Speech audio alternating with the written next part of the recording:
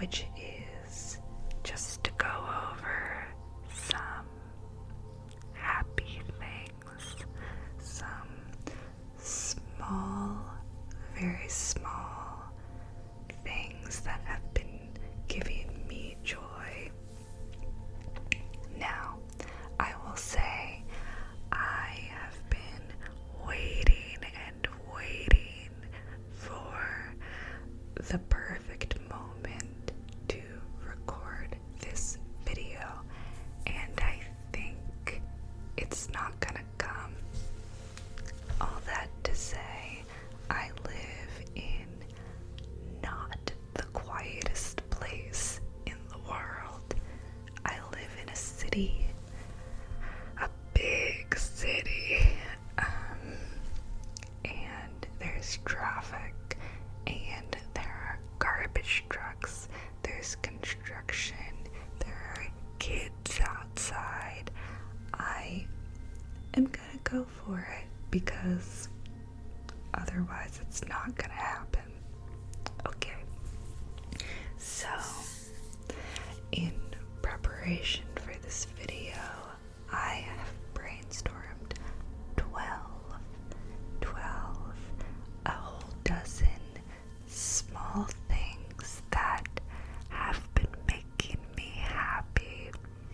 I tried to make sure everything on this list was simple, accessible, kind of silly, and not attached to another big event.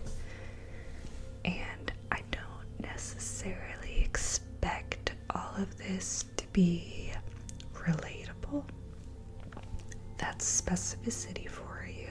Some of these things are a little strange, a little bit odd, but what I was thinking was I personally love listening to other people's small joys. I think when you hear someone else express a small joy, you get to feel like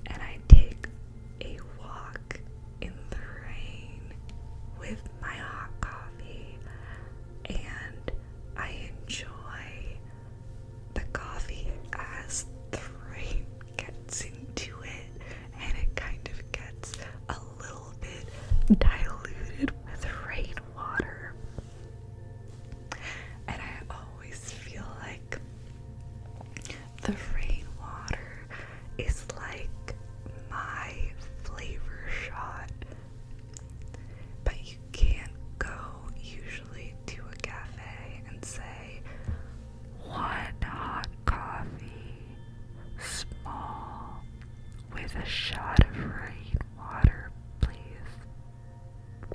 They don't do that. So, I have to make it myself. People have asked me what it tastes like, if anything.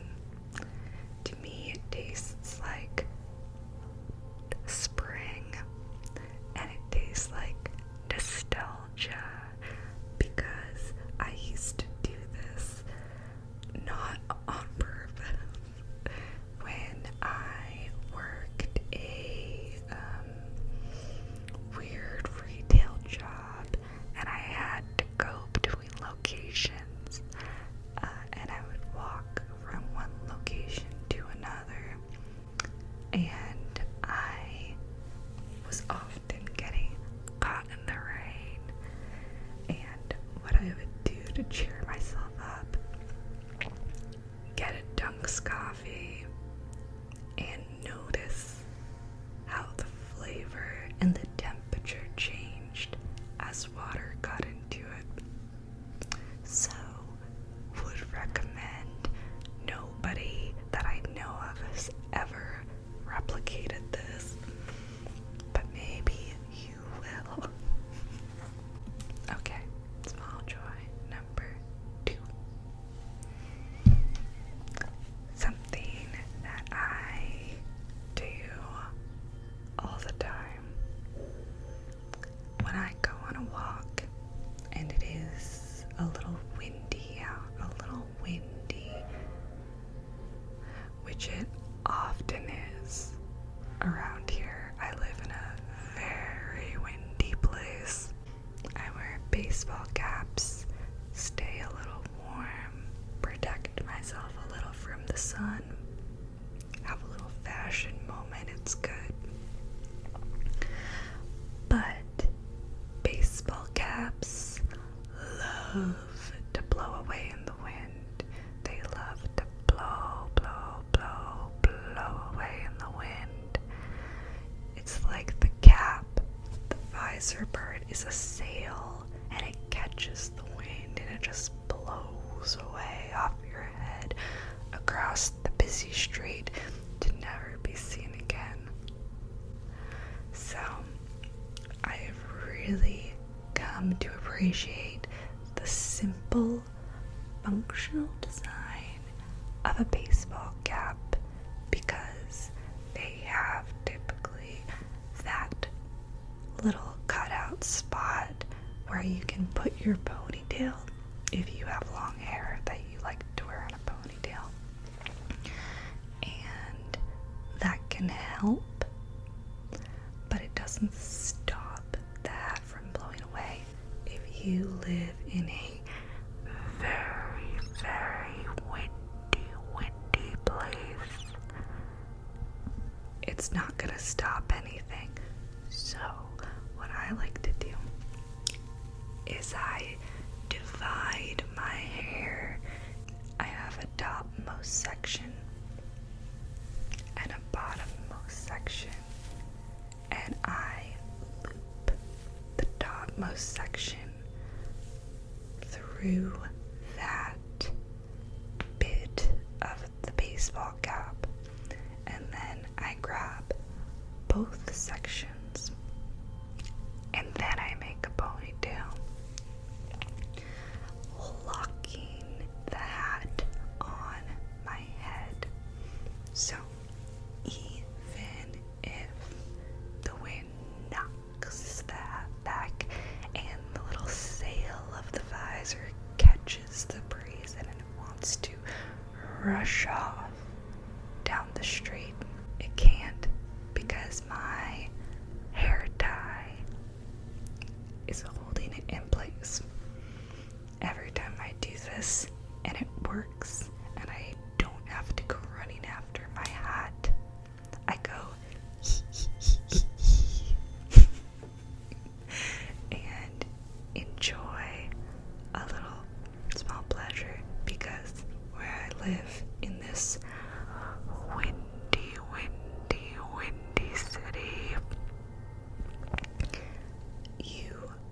constantly see people running down the street, running after hats, gloves in the cold months, umbrellas, all kinds of stuff. It's easy to lose.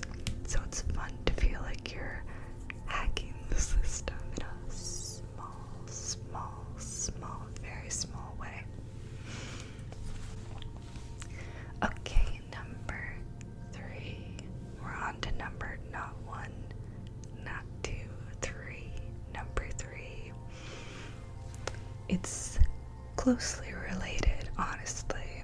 It also has to do with walking down the street on a windy day. Big component of my life. So, often I go on my walks. It's a breezy day out, and I'm listening to music. I might be listening to music with the earbuds in. But I've noticed sometimes if I have earbuds in all the time, I can feel a little disconnected.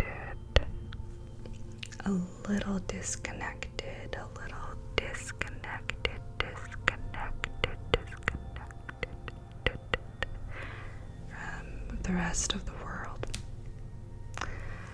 And I really am someone who likes to feel with all of my senses. I like to feel grounded where I am.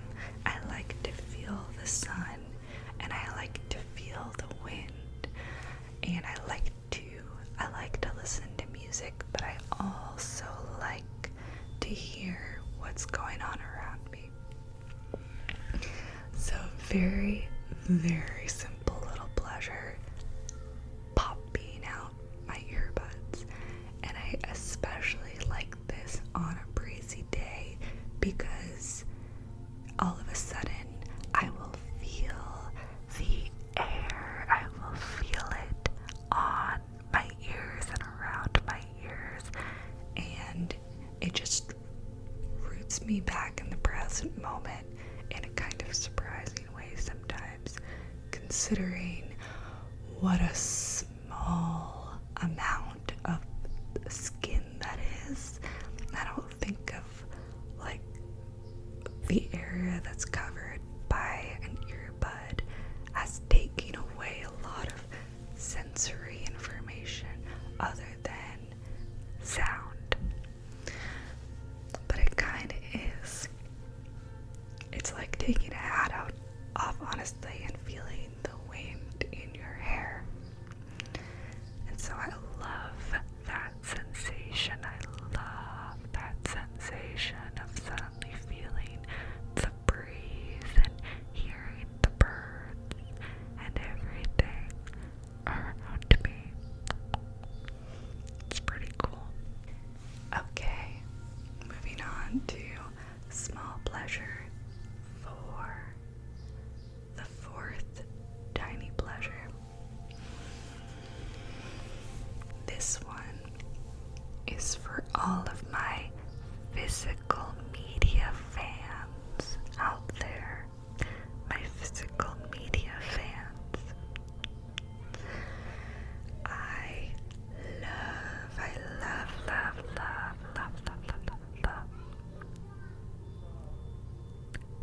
taking DVDs out from the library.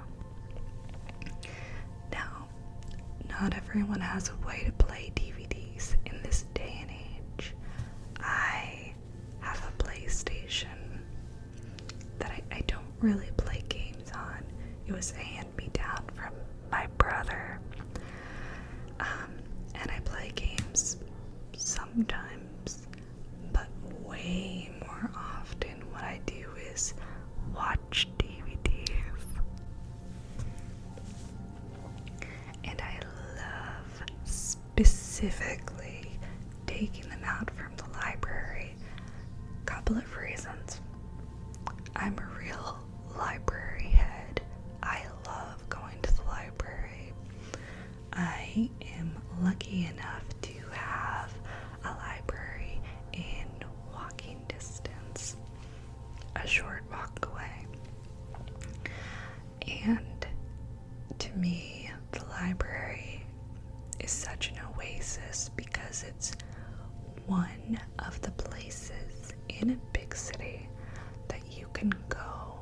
spend time and not have to spend any money to be there.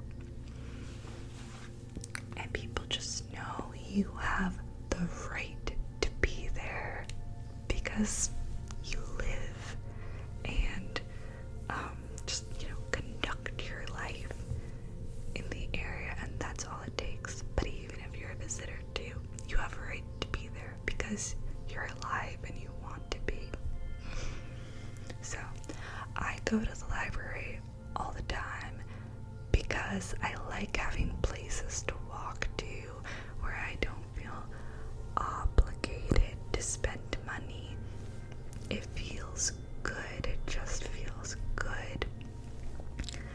And what I love about taking out DVDs, kind of similar actually to what I love about taking out books, it's the fact that you have committed to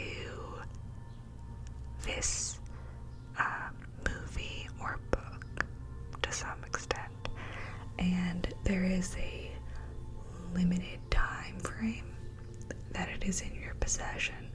So you pull a DVD off the shelf, you say, I'm gonna watch this, I think I want to watch this. You go down the stairs, you check it out with the librarians or at self-checkout. You walk home, and then you've got a few weeks to watch this movie, and it just feels like, to me, I have made a date with myself and this movie.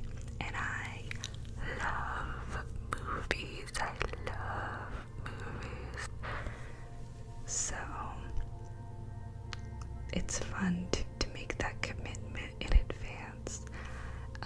And instead of maybe thinking, I want to watch a movie, but what? And then spending so much time trying to find something that's streaming. I think it's really fun to go to the library, pick out a DVD that maybe you don't know that much about, but it looks kind of cool for some reason. It just feels like the opposite in a lot of ways of scrolling and trying to optimize your movie watching experience before you even select one by thinking, oh, what should I watch? What has been on my list? What have people been talking about? What actors do I like? What are the themes of this one? What do people's letterboxd reviews say? What's its Rotten Tomatoes score? What do the critics say? No. I mean, that's fun too, I think, in its own way, but movies don't take that much time to watch. It's not a multi-day commitment, typically. You can just go to the library and say, I'm gonna watch Bad Day at Black Rock. I kind of vaguely know that's a classic. Let's see what the deal is. Go home, put it on, take it back 2 days later. To me, that is heaven. I love it. Okay, we're on to number 555. My fifth small joy.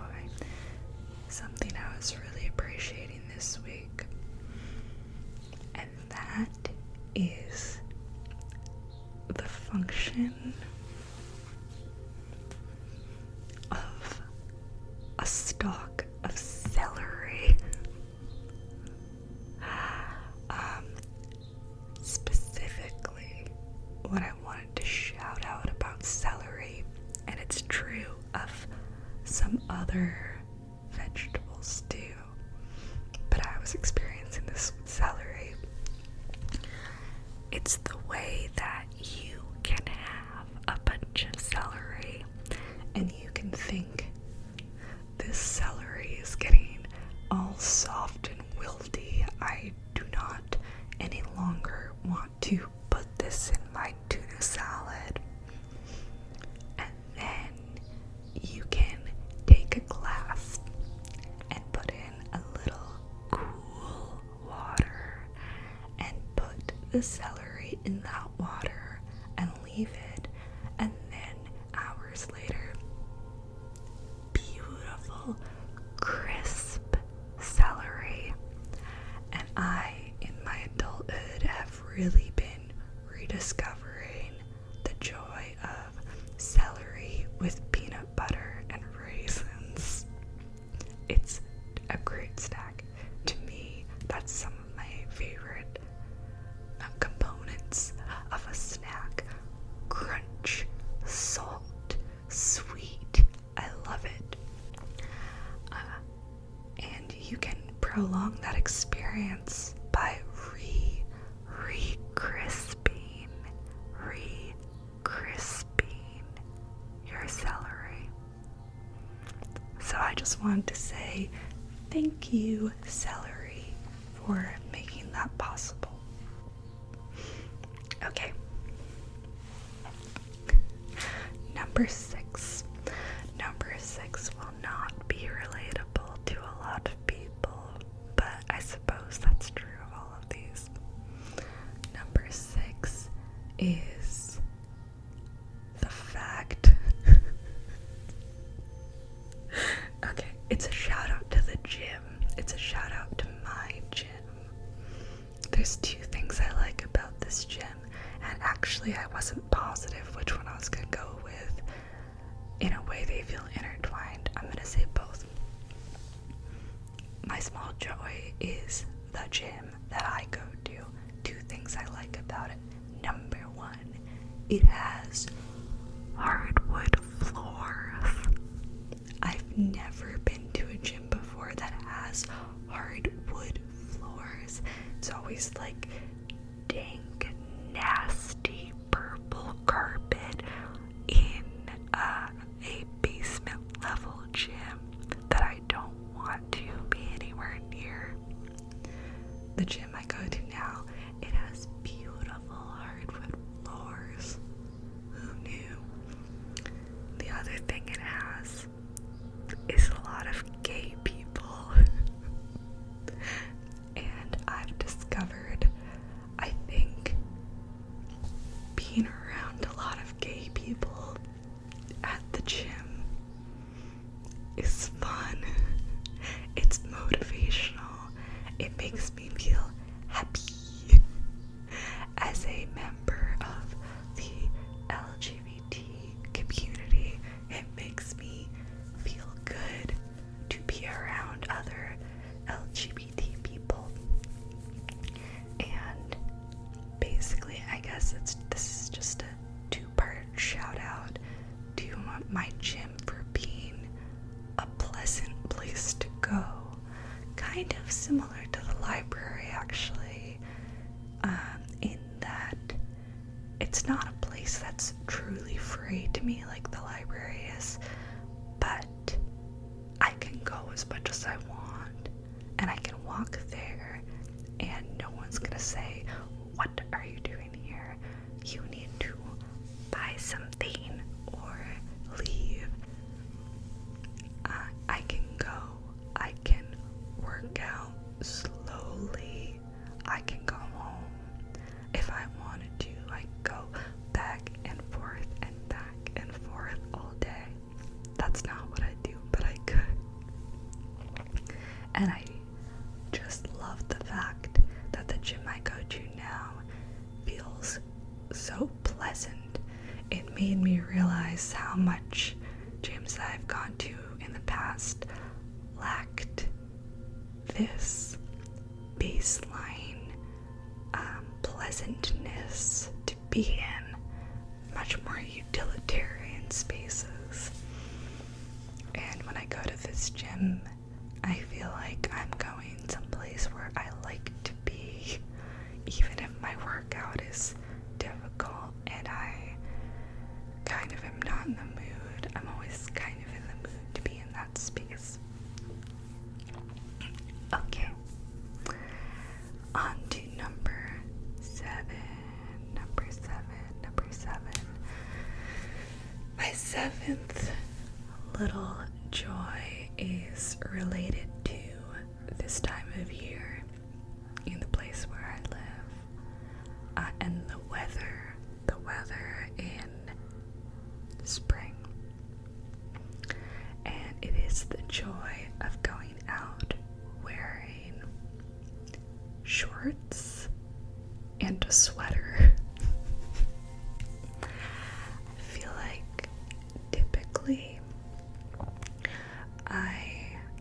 when I am in this kind of weather where it's cool out but sunny, maybe it's kind of on the precipice of being cool and warm, and it can change quickly, and my body temperature can change quickly, and I can go from walking in the shade and shivering to turning the corner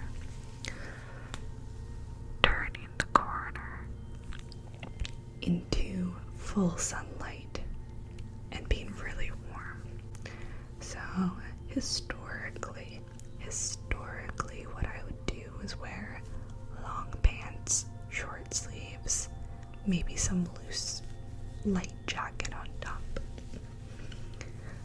But recently, I've gotten more into shorts and long sleeves. Something about this, well, first of all, I think what I realized is that my legs stay more warm than my arms do. So it makes sense if I'm trying to find a compromise option.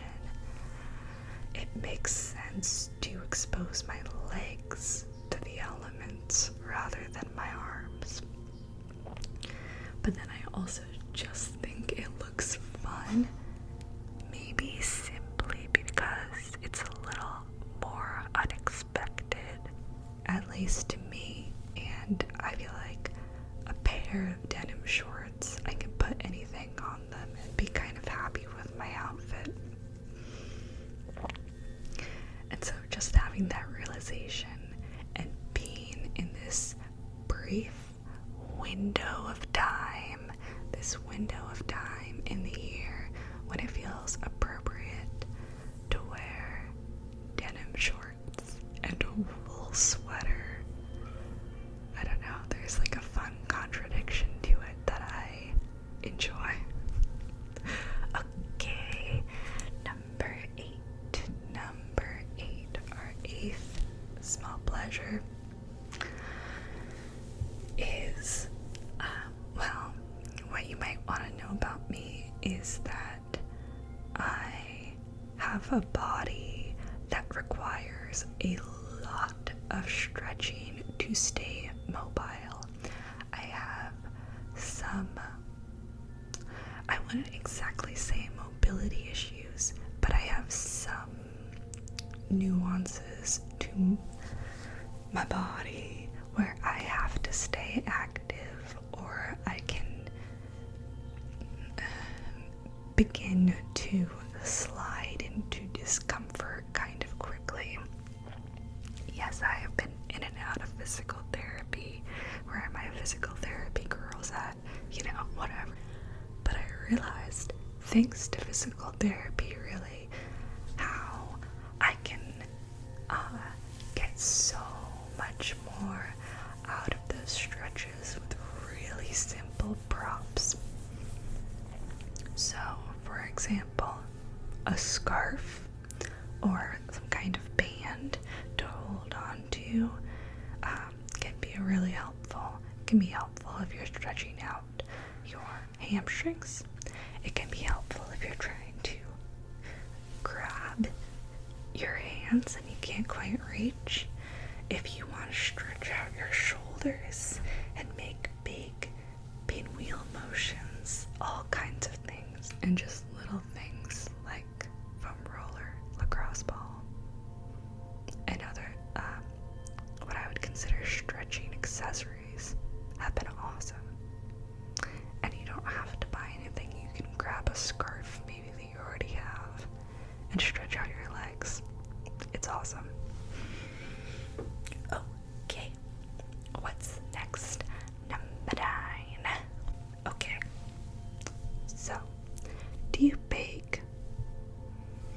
Or do you often deal with big bags of flour or sugar? Flour especially. What I find is it can be really annoying when you are dealing with a big paper bag of flour and maybe the paper tears, or the way that it's put together, the bag is put together, there's an overlap and the adhesive starts to peel away, and then flour gets stuck between layers of paper, whatever, and you take the bag down and you try to scoop out some flour and it's just dust everywhere, or there's flour kind of leaking out of the sides because the paper has torn or whatever. For me, this is annoying to deal with. The tiniest, simplest solution that I think improves my life every day is rolling the sides of the bag down. When you roll down the sides of your paper flour sack or sugar sack, it can solve a lot of problems. Pro tip: all of a sudden you've got a crisper edge, or at least an edge that doesn't feel like it's falling apart, and you can roll past any splits or tears in the bag. And as you use up your flour or sugar or whatever, you don't have to reach in so deep because you've rolled it down. It's a smaller sack. It's very helpful. Would recommend. Alright. Number 10. Number 10 might gross some people out. I don't know. Do you, real question, let me know, do you use your phone in the bathroom? I feel like this is a bit controversial. I have some friends who think that's disgusting. And I have some friends who really struggle to put their phone down for the life of them. Whether they're going to sleep or using the bathroom or whatever, they just can't put it down. And so the idea of leaving their phone in another room is tough. Well, I have maybe not a solution, but just a different offering.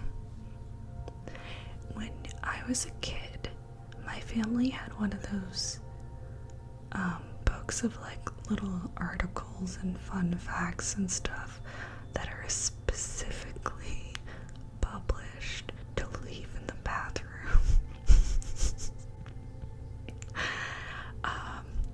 I have some issues with this now. But what I've done recently is I have a book. It's a paperback book and it's falling apart. It is not like a nice book that I need to be preserving in any type of way. It's a book of short stories, scary stories, and they're pretty short. And what I've started doing is leaving it on the back of the toilet. And then maybe while I'm in the bathroom, I'll read like half a page.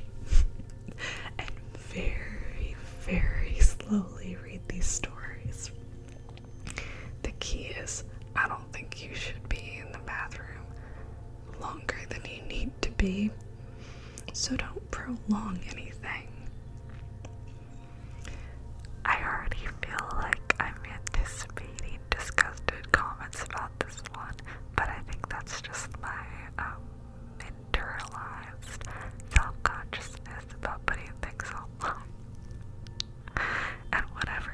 I warned you guys, this is gonna be specific possibly not relatable.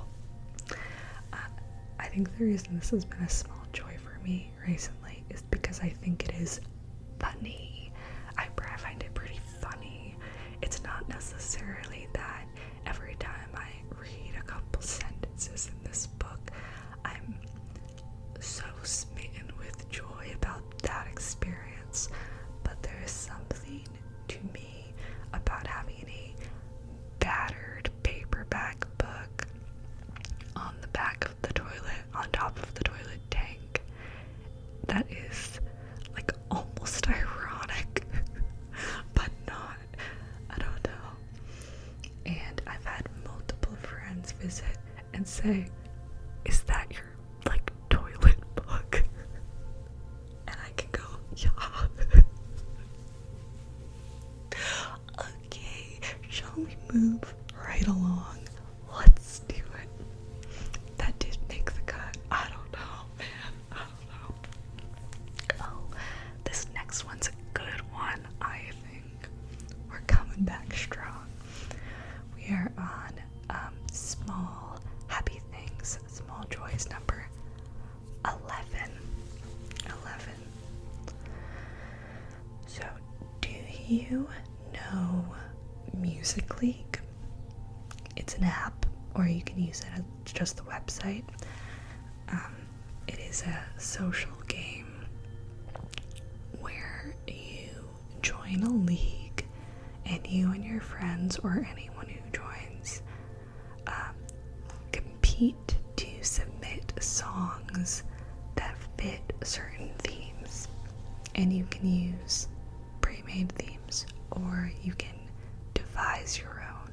My music league with my friends right now, we're doing a round that is best song that is thematically about food. A food related song. I'll let you know how I do. I'm kind of flopping at Music League right now. So that's the game. But the bigger concept that has been bringing me a lot of joy is music discovery. And the reason I link these two things, Music League and music discovery, they don't have to be linked. A lot of people play Music League and they're not necessarily trying to discover music. But I really want to. I really like finding new music, new to me music, including really old music. So I have been playing Music League with this specific approach where I try to only submit songs that I, prior to the beginning of this league, had never heard before. And of course, I discover a lot of songs through Music League simply because my friends submitted them. And every week because of that, I hear songs that are new to me. But I realized I can't control that, and I can't really get on my friend's case to say, submit more songs that I don't know. They don't know what I know, and it's not their priority. I can't bug them about that. They're enough. But what I can do is say, any song I submit, I have to discover.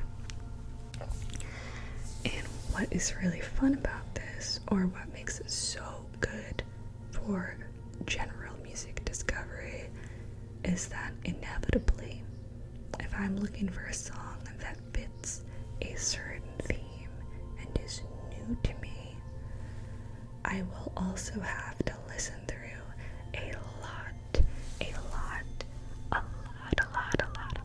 lot of songs that are new to me that do not work, or that I just don't like. So for example, this food related round, I was just clicking through songs, clicking,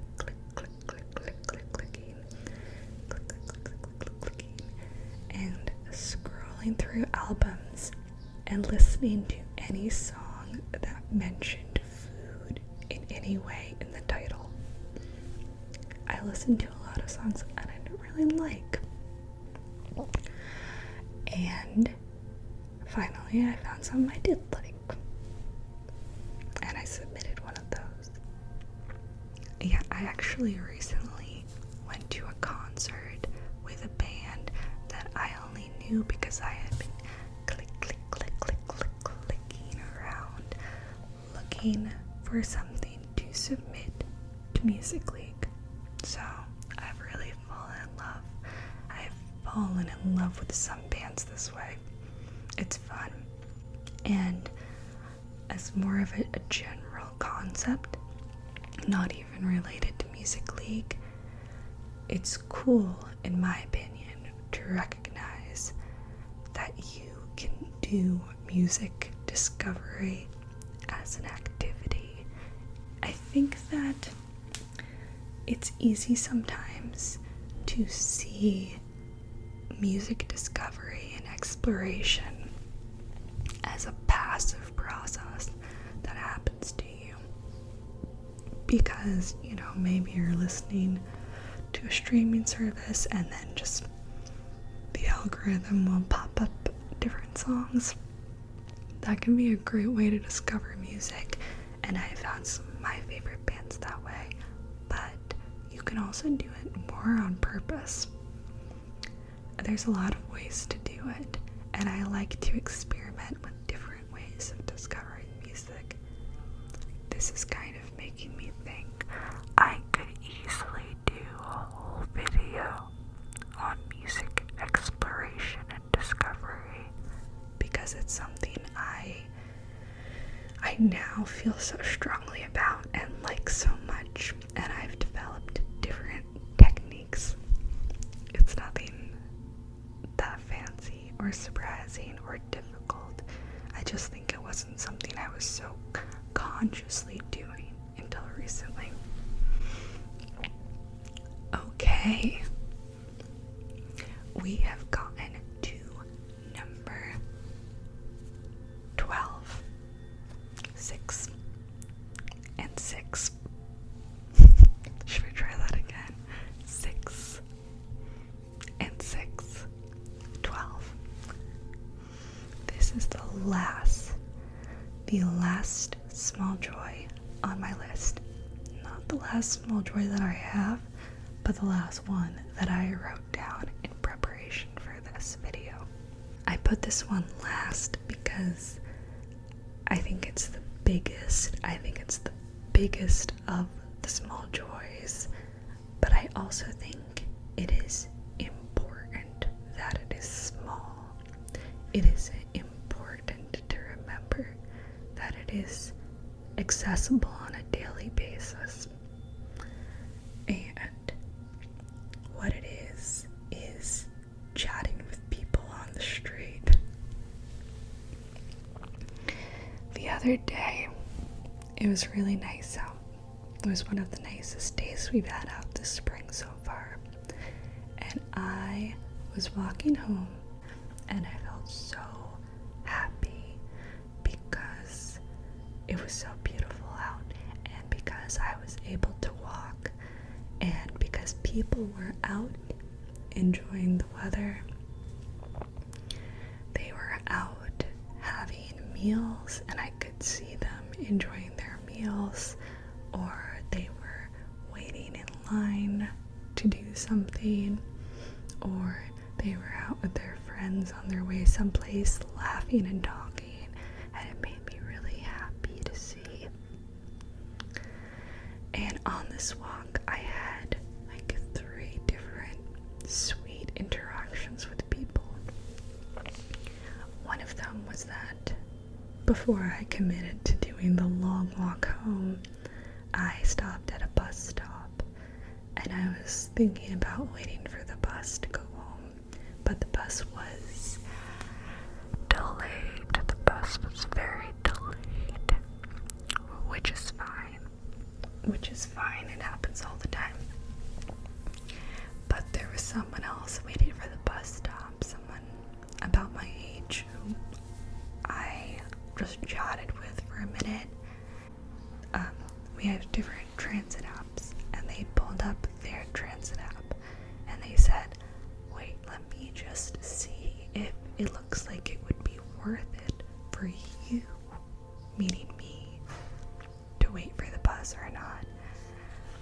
Because I had told them I was gonna walk home a certain amount of time, how long it would take me to walk, and so they wanted to help me do this calculation and see would it make sense to wait or should I start walking. And I just thought it was very sweet and nice that a stranger wanted to help me figure that out. And then as I was walking home, I walked by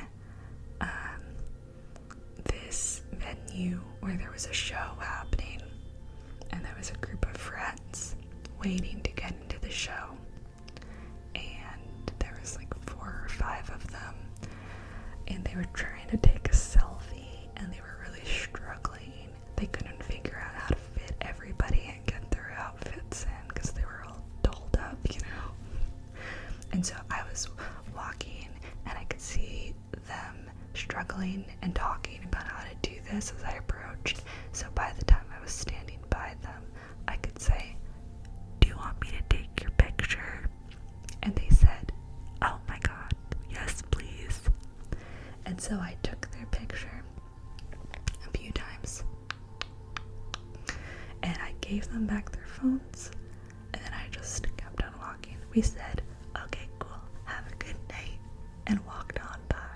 And it was like a drive-through favor I could do someone. And it felt so good because it felt like someone at the bus stop had just done me a solid, and then I could stop and do someone else a solid. And it was very nice, very, very sweet. I've really been enjoying having little chats with people on the street. Not everybody wants to, and not everybody's nice, but you know, you can feel the vibe a lot of the time. You can feel the vibe if someone would be into a quick, hey, what's up? I like your outfit.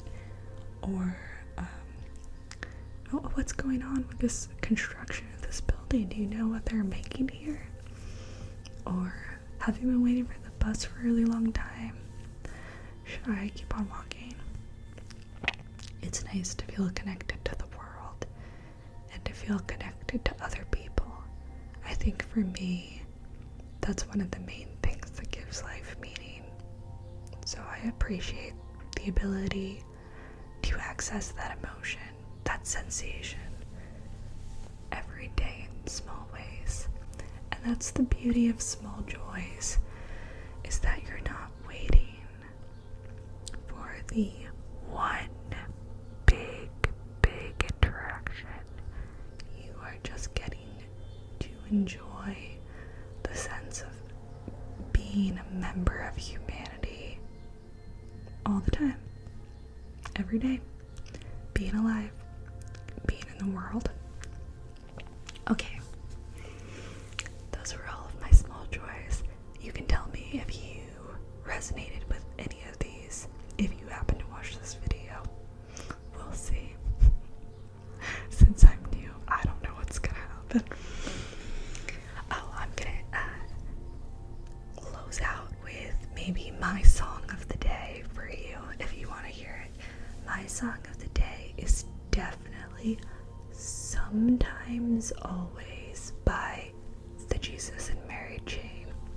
I love the Jesus and Mary Chain, and I've been listening to this song and just kind of vibing. It feels like the right mood for this time of year and for